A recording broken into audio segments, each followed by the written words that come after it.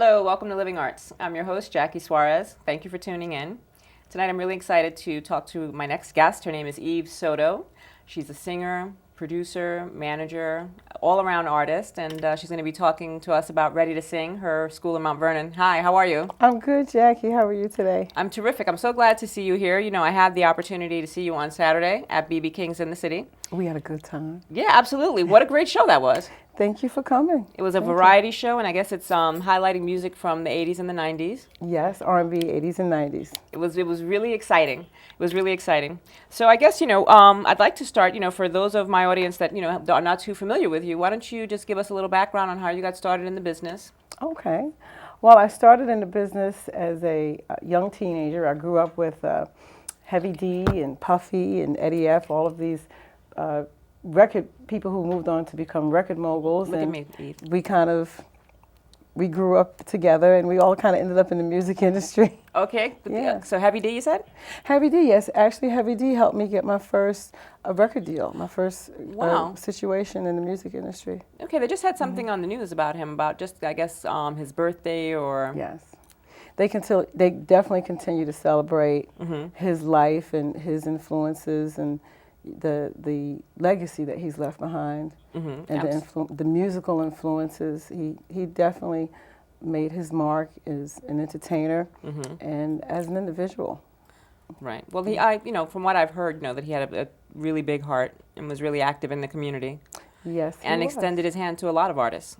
He did, myself included, and not only in the, sharing his resources as a professional, his professional resources and knowledge, but every year he threw a picnic and at Wilson's Woods Park, and those of you from Mount Vernon know what I'm talking about. Wilson's Woods is one of the the community pool and camping and picnic grounds and park, and every year he would throw a picnic for everybody. I didn't realize that. Yes, and you could just go and get a hamburger, say, "Hey, Abby, you good?" You're like, "Yes."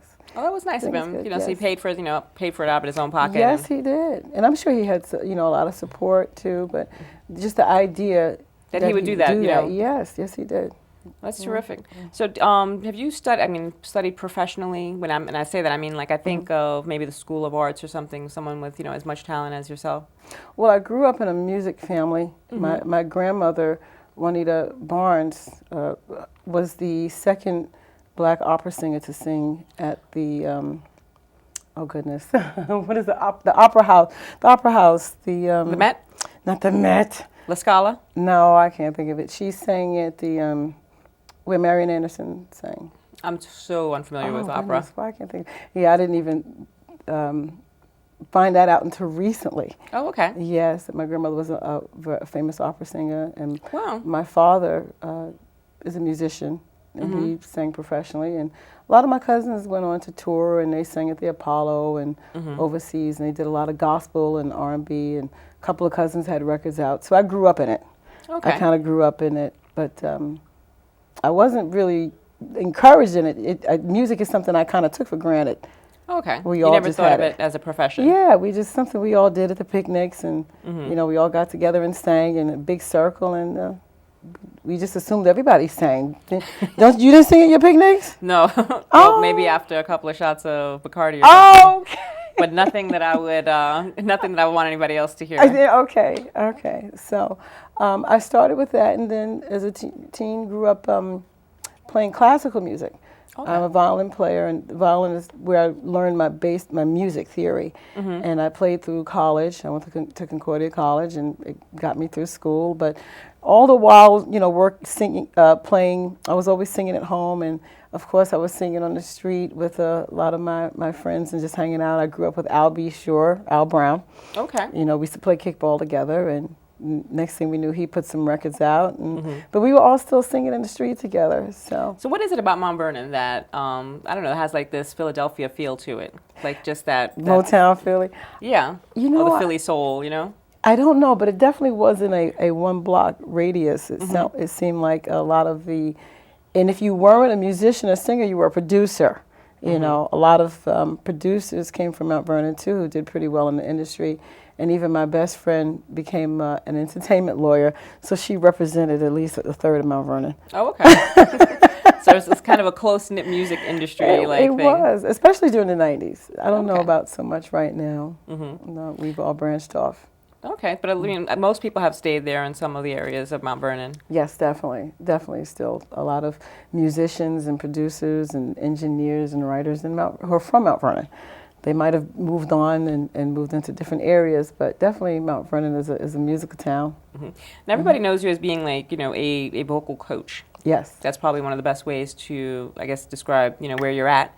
But when did you, or I guess, which happened first? Were you more of a performer before you were giving voice lessons? Before I was giving voice lessons, I was really more of a writer, and it kind of all happened at the same time, where I got a record situation, like a production deal that heavy kind of, had some Finessed for you. Yes, he had something to do with that, kind of a meet this one and then they meet that one and then meet this one. And in that process, I wanted to do more for myself as a writer. So my husband and myself opened a studio, and I learned how to engineer. And they taught me how to engineer. So I was a recording engineer for about 15 years, and that's how I met so many people in the industry. And at the same time, it was teaching. I went to school for teaching, so, but not music. I went to school for teaching special ed. Okay. So I figured if I could teach, and if I can sing, maybe I can teach people how to sing. Oh, absolutely. And I did have some singing background. I did take singing lessons and worked with some very good musicians and singers who trained me in the basics, and of course writing and song producing. Okay, like arranging in the studio. Yes, arranging in the studio. You have an amazing voice. So, Thank you. and a few of the artists that I've had on the show, whether they're playing violin or they play the guitar, Yes. I hear from them that they hadn't really studied. Okay. I guess there's something to be said for people just be naturally talented, Well, you have or to. just having the chops. Well, sometimes studying doesn't always have to be in the classroom. Studying can be just your ability to be in an environment and listen and pick up, especially when it comes to your ear and your memory. Sometimes you just, remember things. And the thing about music is it's constantly changing. It's moving, even though it's a cycle. But what you hear today, or what I wrote 5 or 10 years ago would not be considered good now. So you're constantly changing and learning how to fit in the industry. And With what's reinventing. happening, I guess, or the sound of our Yes. time. And reinventing yourself. Even if you're doing older music, you're still reinventing yourself Right. to present it. Well, some stuff is just really classic, or just timeless. Right, that's true. So, you started, or you told me that you started working at B.B. King's doing a tribute to Sade. Yes, that was very crazy how that happened. I was talking to one of the employees, and they were telling me that somebody told them that I sing, and they said, well, maybe we can get you in here or something like that. And I was standing, and there was a whole bunch of posters on the wall, and all of the posters were tributes. I noticed they were all tributes. So instead of me trying to promote my album or just, putting some songs together, I said, who could I do a tribute to? Who could I do a tribute to? So then the idea of Sade came to mind, because for years, everybody told me, you sound like Sade. And as much as I love her, I love her so much I didn't want to copy her. Right. But I do love her music. So I said, maybe I could do a Sade. I said, Sade, I could do a Sade tribute. And So boom. just like off the top of your head, you did that? Yes, off the top of my head, and boom, next thing I knew, I got the call, and I've been there for about a year now, and just constantly reinventing a theme, Right, so it's more of, I had described it as being kind of like a medley or Yes. of a type of variety show. Right. But it was just a really great performance, that I caught on Saturday. And you also incorporate some of your students. Yes, absolutely. The training that I do is not just about your voice. It's really about learning how to use your talent and how to learn how to move it around, how to get something out of your talent. If you're investing in yourself, it's about having opportunities, learning how to find opportunities, and then once you get them, what do you do? So to incorporate my teaching into my marketing or strategies for promoting and getting artists noticed, because I did showcasing too for years. but that is a big part of my teaching and artist development, so that they learn to sing, they learn about performing, and then of course there's a possible opportunity to perform at a location that they can use what they've been learning. Right, kind of, just show everybody what they have. Maybe even catch the eye of... Catch the eye, and have someone in the something- business that might be able to do something for them. Absolutely, but it always looks good on their resume or their web page or their website or even, their Facebook. And Well, I'm sure they're thrilled. Yes, that's the best part for me, actually. The best part is to, not just to, have the limelight, but to be able to share it. Exactly. With people that really want it. Not even so much people who've been doing it for so long. Not other singers who've been doing, much more than I've done and are currently singing and moving around, but to really be able to give it to somebody that's ready and, it be their first time, to be on a big stage or something like that. So let's backtrack a little for the audience. The name of your company that you have. I just remember, Jackie. Yes. Carnegie Hall. Your aunt. My grandmother. That's good. Your grandmother performed at Carnegie Hall. Carnegie Hall, yes. She was the second, after Marian Anderson, who was the first Black American to sing at Carnegie Hall. My grandmother was the next one. Oh, right, cool. I wasn't going to sleep tonight. Right, until you were able to recall it, right? Carnegie Hall, yes. And what was your grandmother's name again? Juanita Barnes. Juanita Barnes. Yes. All right, so we're going to have to look that up. Yes. So let's get back to Ready to Sing. Now, you mentioned that you have a couple different locations throughout the area, so why don't you tell us where those locations are? Well, the main location is on the internet, readytosing.net, where you can basically find me. You can find exercises. You can download CDs. You can go to my YouTube channel and listen and exercise with videos of that will explain and go through vocal techniques, but they're fun. It's a very different way of teaching. My style of teaching is to sing exercises with music. Okay. It's not the typical just, piano, la, la, la, la, la, la, la. With any type of music or specific songs? Just any song. And the goal has always been to encourage singers to want to practice. So, play a track that you like. Or what I used to do with my students is I pick a song that they like, and I play the instrumental, and I will do vocal exercises, vibrato exercises, range exercises, pitch exercises, and they love it. So that's what I have on YouTube. And all of this is on my website. And I also have exercises you can download from iTunes and Amazon, but these are tracks produced by Indigo Child Productions, Joe Wise. He produced original music, and I write lessons and exercises for people to download, and they're a lot of fun and very encouraging to work with. Well, that's terrific. So I mean, these so they were designed obviously after having the school, so people could, even if they weren't taking lessons from you, they could have this available to them and they can practice on their own. Yes, but the inspiration for that style of teaching came from record labels hiring me to come into the studio to train young recording artists. So the challenge was, by the time you got to the studio, to practice or to train this young artist who already thought they were, I'm already signed, what do I need you for? Okay. But to do, to really incorporate what they were doing into their warm-ups and not just, all of a sudden do exercises on the piano, but all right, let me hear the track that you're going to practice, that you're going to sing to tonight. Let me hear the music that you're writing to tonight, and we're going to do some warm-ups to that. And we're gonna get the range in and hit all the notes that you want to hit tonight. Kind of warm them up. Really warming them up to prepare what they're getting ready to do. Not just warming up for the sake of warming up, but really focusing on that. So you do concentrate on, or you do all types of music, or is it mostly R&B and gospel? R&B, pop, gospel, and also original people and singers who want to develop themselves as artists.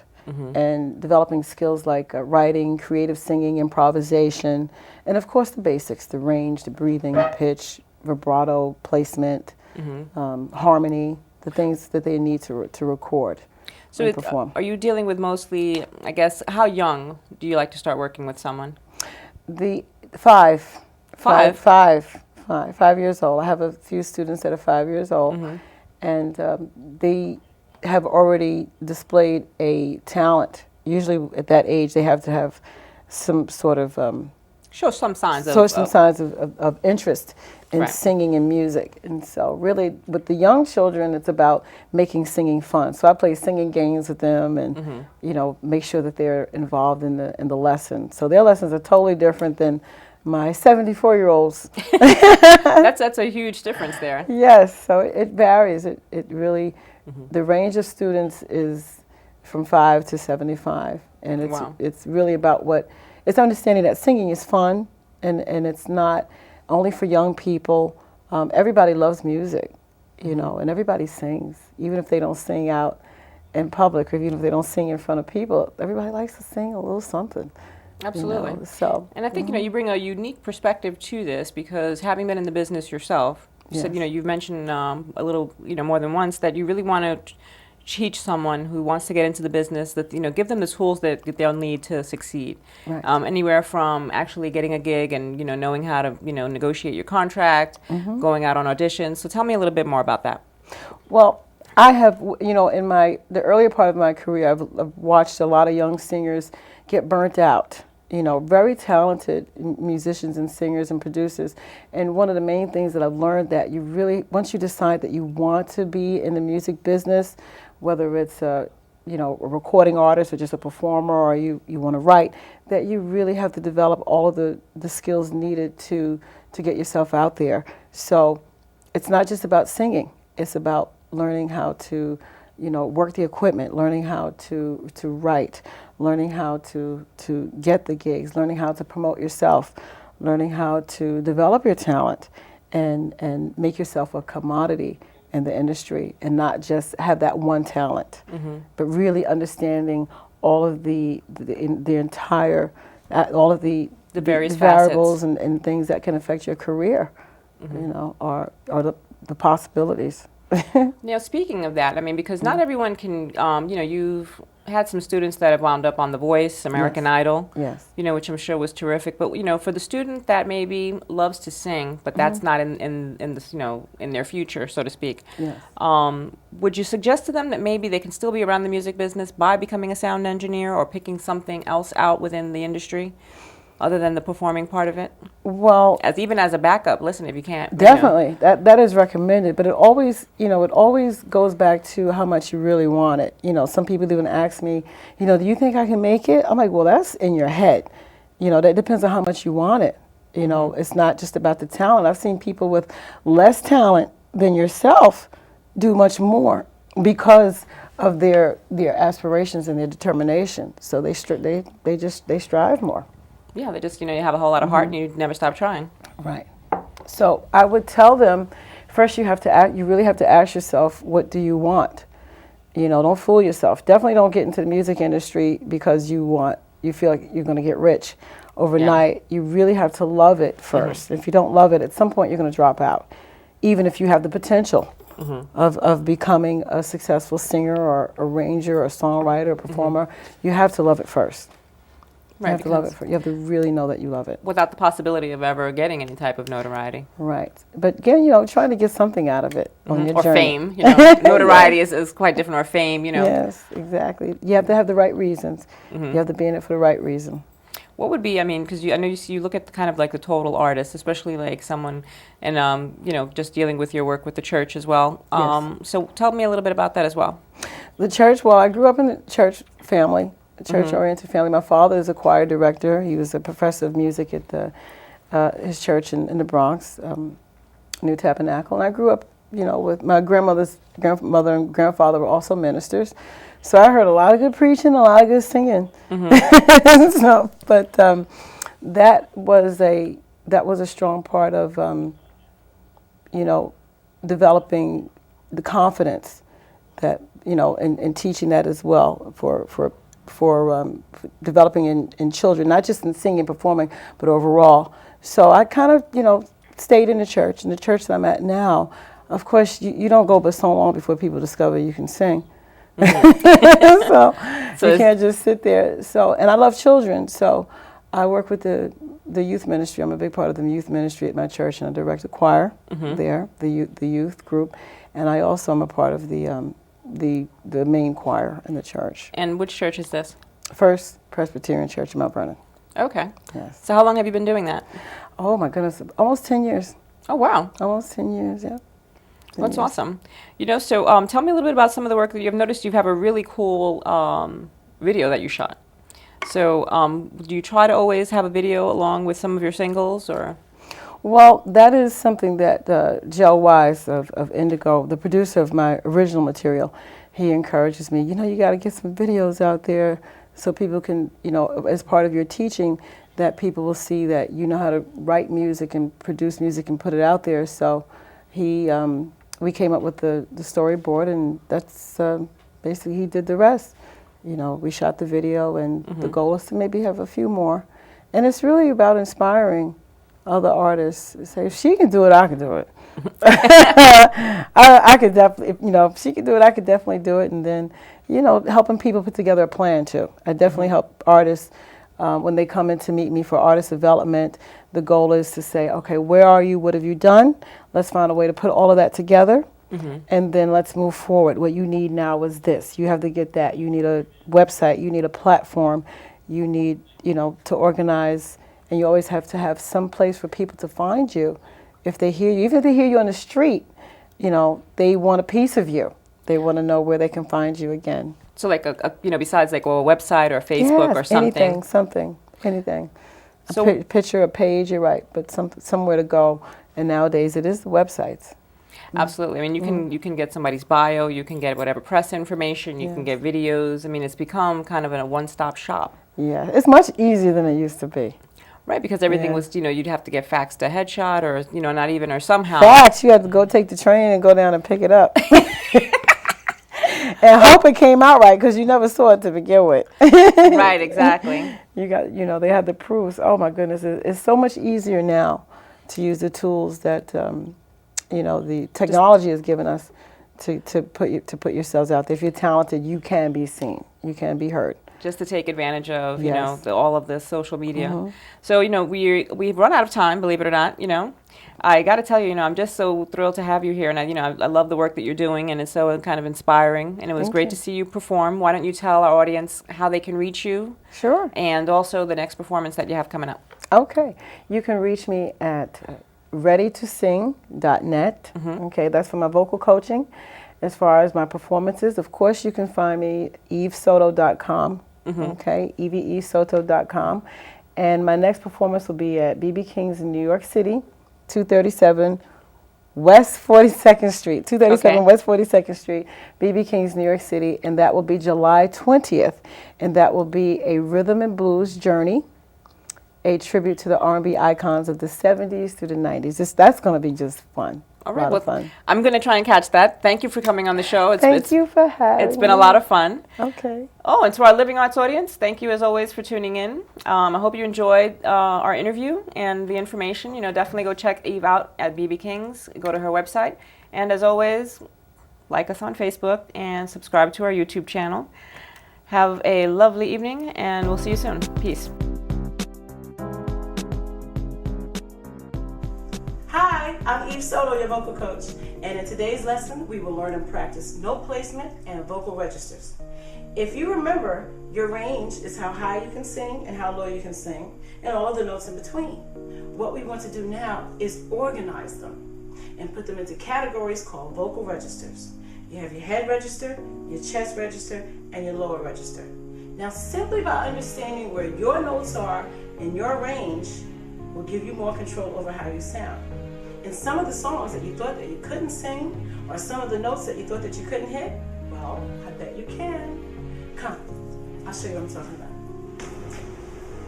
about. Okay, now I'd like to demonstrate what each register sounds like. I'm going to start with the head register.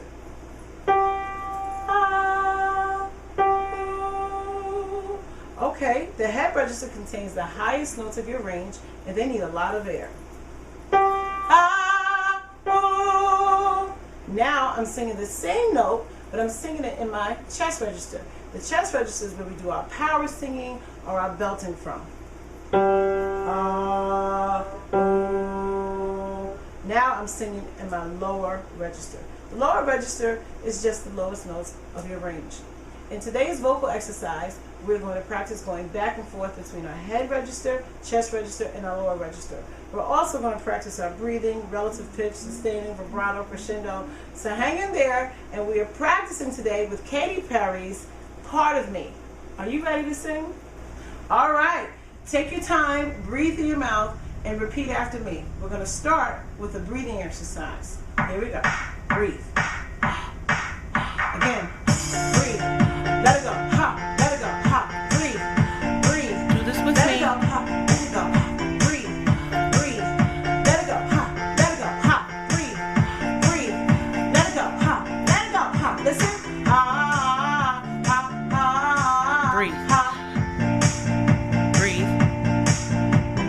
Hey. Hey. Hey. Breathe. Hey. Come on. Hey. Hey. Oh. Breathe. That's your lower register. That's also a scale. Ooh. An octave higher. Breathe. And there go your head tones. All right. Ha, ha, ha, ha, ha, ha. Breathe. Chest register. Head Keep register. breathing. Ha, ha. Breathe. Breathe. Listen. Open your mouth. Here we go. Breathe.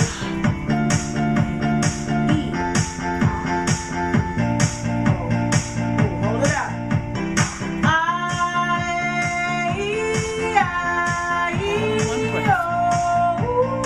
Breathe. Belt it out. And a head tone. There you go.